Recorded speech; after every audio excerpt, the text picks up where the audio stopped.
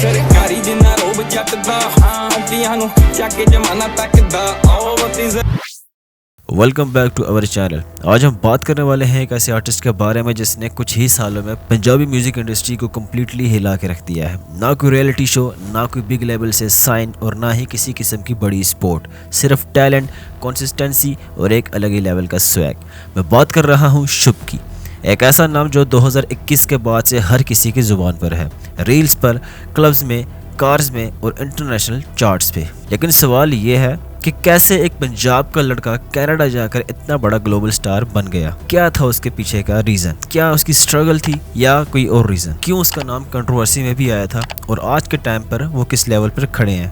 आज हम उसकी कंप्लीट जर्नी को लेकर अब तक कंप्लीटली ब्रेक डाउन करने वाले हैं डिटेल में। So make sure video and तक लाजमी देखना क्योंकि कहानी बहुत इंटरेस्टिंग होने वाली है। वीडियो को स्टार्ट करने से पहले आप लोग चैनल को सब्सक्राइब लाजमी कर लेना और बेल आइकन को प्रेस लाजमी कर देना। बाकी बातें तो होती रहेंगी पर हम पहले जान लेते हैं उनकी अर्ली लाइफ के बारे में, उनके बैकग्राउंड के बारे में। शुभ का जो रियल नेम है वो है शुभनीत सिंह और वो एक इंडिया के स्टेट पंजाब से बिलोंग करते हैं। बचपन से ही उनको म्यूजिक का शौक तो था ही। आपको तो पता है कि इंडिया का जो पंजाब है वहाँ पे म्यूजिक कितना ज़्यादा फेमस है, वहाँ पे म्यूजिक की जो बेस है कितनी स्ट्रॉन्ग है। घरों में, शादियों में, हर जगह पर हमें वहाँ पर कोई ना कोई सिंगर नजर आता ही रहता है। लेकिन शुभ टिपिकल सिंगर नहीं थे, वो ऐसे सिंगर नहीं थे जो हर जगह कोई भी सॉन्ग उठा के सिंग करने लग जाए। वो इन्फ्लुएंस हुए थे बाहर के आर्टिस्ट से।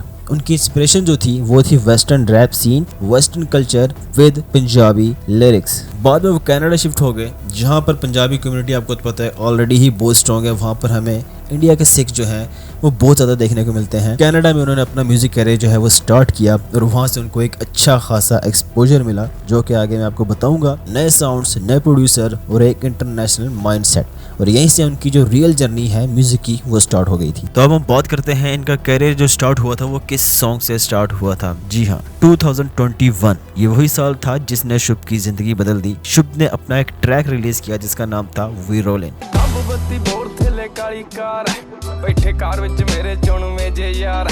और बस इंटरनेट पर ये ट्रैक आते ही एक्सप्लोड हो गया। और मैं आपको एक मजे की बात बताता हूँ, जब ये शुभ का सॉन्ग ड्रॉप किया गया था शुभ के चैनल पर, शुभ का ये चैनल सॉन्ग ड्रॉप होने से सिर्फ एक दिन पहले ही बनाया गया था, बिल्कुल fresh channel, no any video. और ये सिर्फ फर्स्ट वीडियो थी उनका जो सॉन्ग था वो भी ऑडियो में विदाउट वीडियो। और ये आते ही इतना वायरल हुआ कि ये बिलबोर्ड चार्ट्स को हिट कर गया था। और ये गाना बिना किसी प्रमोशन के इतना वायरल हो गया था कि इंस्टाग्राम रील, टिकटॉक टाइप जो प्लेटफॉर्म है वहाँ पर, यूट्यूब शॉर्ट्स और हर जगह वी रोलिंग ही चल रहा था। इस ट्रैक की खास बात क्या थी? खास बात ये थी कि ये एक स्मूथ ट्रैक था बट अग्रेसिव फ्लो के साथ। इसकी जो प्रोडक्शन थी वो बिल्कुल क्लीन थी, स्टाइलिश लिरिक्स थे जो कि बिल्कुल समझ में आ रहे थे और no unnecessary shooting, pure vibe के साथ था। लोगों को लगा कि एक फ्रेश साउंड आया है पंजाबी म्यूजिक सीन में न्यू आर्टिस्ट के साथ। और इस आर्टिस्ट का जो है एटीट्यूड वो लोगों को बिल्कुल नेचुरल लगा। म्यूजिक इंडस्ट्री में अगर आप लोगों ने देखा हो, आप लोग किसी आर्टिस्ट को सुनते हैं जिसका जो एटीट्यूड है, जिसकी जो पर्सनैलिटी है वो बनाई हुई होती है, तो हमें पता लग जाता है यार ये आर्टिस्ट ऐसा नहीं है, इसने अपने आप को ऐसा बनाया हुआ है म्यूजिक वीडियो में प्रेजेंट करने के लिए।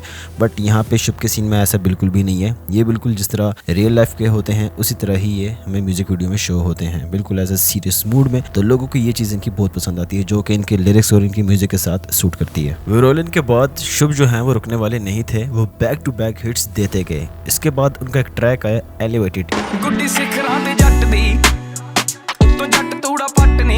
ये जो ट्रैक था लिटरली एंथम बन गया था। एलिवेटेड ने शुभ को सिर्फ पंजाबी ऑडियंस तक ही महदूद नहीं रखा बल्कि इंटरनेशनल देसी ऑडियंस तक भी इनको पहुंचा दिया था। इस गाने के स्ट्रीमिंग नंबर्स बहुत ज्यादा थे। स्पॉटिफाई पर मिलियंस ऑफ स्ट्रीम और यूट्यूब पर मिलियंस ऑफ व्यूज आप लोगों ने देखे होंगे। शुभ का जो म्यूजिक है वो मिनिमल होता है लेकिन एडिक्टिव होता है। लोग उस पे एडिक्टिव हो जाते हैं और उसी को बार बार लूप पे भी सुना जाता है। फिर आए उनके और ट्रैक्स जिनका नाम था ऑफशोर और बालर ने तो लिटरली क्लब कल्चर में परमानेंट जगह बना ली थी। हर जगह पर हमें यही सॉन्ग सुनने को मिलता था। गाड़ियां हो, जहां पर भी आप देखो आपको ये सॉन्ग काफी जगह सुनाई दिया होगा। हर गाने में एक चीज कॉमन थी, कॉन्फिडेंस, साइलेंस और मिस्ट्री। जी हाँ, शुभ जो है वो इंटरव्यूज जो है वो बहुत कम देते हैं। सोशल मीडिया पर जो उनकी प्रेजेंस है वो बहुत कम है। ये चीज है जो उनको मिस्टीरियस बना देती है। शुभ का जो म्यूजिक है वो टिपिकल पंजाबी सिंगर जैसा नहीं होता है। ना वो हाई पिच फोक गाते हैं, ना रोमांटिक सॉन्ग्स उनके ज्यादा आते हैं, ना ही वो ओवर इमोशन ट्रैक्स जो है वो बनाते हैं। उनका जो स्टाइल है वो ट्रैप बेस्ड पंजाबी रैप है।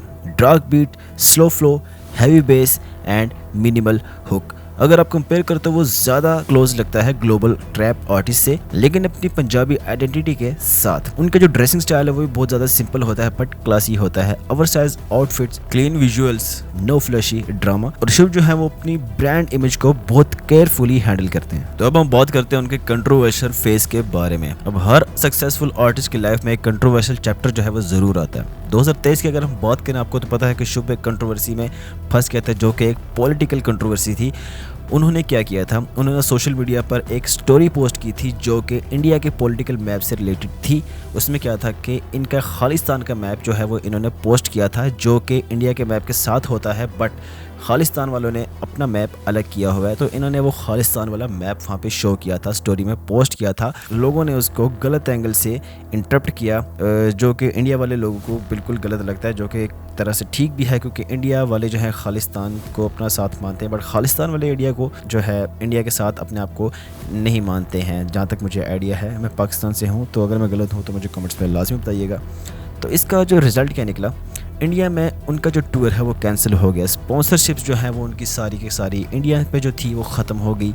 उस वक्त ऐसा लग रहा था कि शायद इनका कैरियर डैमेज हो सकता है, लेकिन इंटरेस्टिंग बात ये थी कि इंटरनेशनल ऑडियंस जो है वो शुभ के साथ खड़ी थी। उनके स्टेज जहाँ पे ड्रॉप होने थे वहाँ वो और इंक्रीज़ होते चले गए। यहाँ एक ऐसी चीज़ क्लियर होगी कि शुभ जो है वो सिर्फ एक इंडिया के आर्टिस्ट ही नहीं है, वो ग्लोबल पंजाबी आर्टिस्ट बन चुके हैं। फिर आता है इनका एल्बम फेज। 2023 में शुभ ने जो है अपना पहला एल्बम रिलीज़ किया था। इससे पहले उन्होंने अपना कोई भी एल्बम जो है वो रिलीज़ नहीं किया था और इस एल्बम का नाम था स्टिल रोलिंग। ये एल्बम उनके लिए बहुत ज़्यादा इंपॉर्टेंट था। इस एल्बम से उन्होंने प्रूव किया कि वो सिर्फ सिंगल आर्टिस्ट नहीं है, वो एक कंप्लीट प्रोजेक्ट भी डिलीवर कर सकते हैं। एल्बम के जो ट्रैक्स हैं वो ग्लोबल चार्ट्स पर ट्रेंड करने लगे। Spotify India, Canada, UK charts, हर जगह उनकी प्रेजेंस स्ट्रॉन्ग थी। उनका जो फैन बेस है वो बहुत तगड़े से तगड़ा बनता जा रहा था। इनकी एग्जांपल आपको इंस्टाग्राम, फेसबुक पर नजर आ जाएगी रील्स के अंदर। अगर हम इनकी करंट सिचुएशन की बात करें 2025 की, आज के टाइम पर शुभ एक पंजाबी ट्रैप सीन का टॉप टायर आर्टिस्ट माने जाते हैं और इनके जो स्पॉटिफाई पर लिसनर्स हैं वो हैं 15 मिलियंस। इंटरनेशनल टूर जो है वो इनके सक्सेसफुल हो रहे हैं। ब्रांड कोलैबोरेशन भी जो है इनको न्यू से न्यू मिलती जा रही है। सबसे इंटरेस्टिंग बात, अभी तक उन्होंने अपने आप को म्यूजिक सीन के अंदर इंडिविजुअली ही रखा हुआ है। ना अननेसेसरी मीडिया ड्रामा और ना उन्होंने इंटरव्यूज पे इंटरव्यूज किए और ना ही किसी कंट्रोवर्सी का उन्होंने जवाब दिया। वो सिर्फ म्यूजिक ड्रॉप करते गए और जो नंबर हैं उनके बढ़ते गए और यही नंबर हैं जो आपके बारे में बात करते हैं। अगर हम इनके टॉप 10 मोस्ट स्ट्रीम सॉन्ग्स की बात करें जो स्पॉटिफाई पर हैं, तो उनके बारे में आपको यहाँ पर बताता चलूँ। सबसे पहले जो आता है वो चक्स, जिसके स्ट्रीम है 486 मिलियंस ऑन स्पॉटिफाई। उसके बाद नो लव, जिसके स्ट्रीम्स हैं 477 मिलियन स्ट्रीम्स। फिर आता है वन लव, उसके हैं 423 million stream. We roll in 329 million, boiler 326 million, still roll in 275 million, elevated 268 million, bandana 197 million, king shit 187 million, supreme 177 million streams, जो कि एक बहुत ज़्यादा बड़े नंबर बन जाते हैं। शुभ के स्पॉटिफाई पर टोटल स्ट्रीम जो है वो है 4.5 बिलियन से भी ज़्यादा। यहाँ से आप लोग अंदाज़ा लगा सकते हैं कि कितने बड़े आर्टिस्ट बन चुके हैं with in a few years. तो हम बात करते हैं इनका इम्पैक्ट जो है वो म्यूजिक इंडस्ट्री में क्या हुआ है, हिप हॉप म्यूजिक सीन में क्या हुआ है। शुभ ने पंजाबी हिप हॉप को एक न्यू डायरेक्शन दिखाई है। उन्होंने प्रूव किया है कि मिनिमल म्यूजिक भी जो है वो बहुत ज़्यादा हिट हो सकता है। Without featuring of any big artist भी आप ग्रो कर सकते हैं। विदाउट ट्रेडिशनल इंडस्ट्री सपोर्ट भी ग्लोबल लेवल तक जाया जा सकता है। आज बहुत से न्यू आर्टिस्ट हैं जो उनका स्टाइल कॉपी करने की कोशिश करते हैं, slow flow, dark vibe, trap beats, लेकिन ओरिजिनल चीज़ जो है वो तो सिर्फ एक ही होती है जो कि शुभ है। सो गाइस, ये थी कंप्लीट जर्नी ऑफ शुभ, पंजाब से कनाडा, अननाउन से ग्लोबल स्टार तक, सक्सेस, स्ट्रगल, कंट्रोवर्सी, सब कुछ इस जर्नी का पार्ट था। अब सवाल ये है कि क्या शुभ फ्यूचर में और बड़े ग्लोबल आर्टिस्ट बनेंगे या कंट्रोवर्सी उनको फिर से इम्पैक्ट करेगी। कमेंट सेक्शन में अपना ओपिनियन मुझे आप ज़रूर बताइएगा। तो और अगर आपको ऐसी हिप हॉप के ऊपर वीडियोस पसंद हैं तो आप मेरे चैनल को सब्सक्राइब करना बिल्कुल भी मत भूलिएगा। मैं मिलता हूँ नेक्स्ट वीडियो में एक और रियल हिप हॉप स्टोरी के साथ। Until then, stay real, stay elevated.